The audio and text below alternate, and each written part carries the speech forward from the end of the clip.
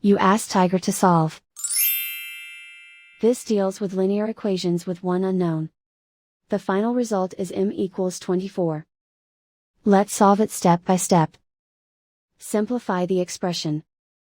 Expand the parentheses. Simplify the arithmetic.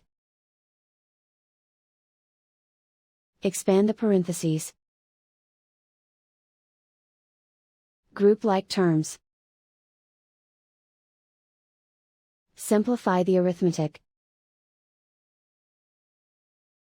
Group all constants on the right side of the equation. Subtract 48 from both sides. Simplify the arithmetic.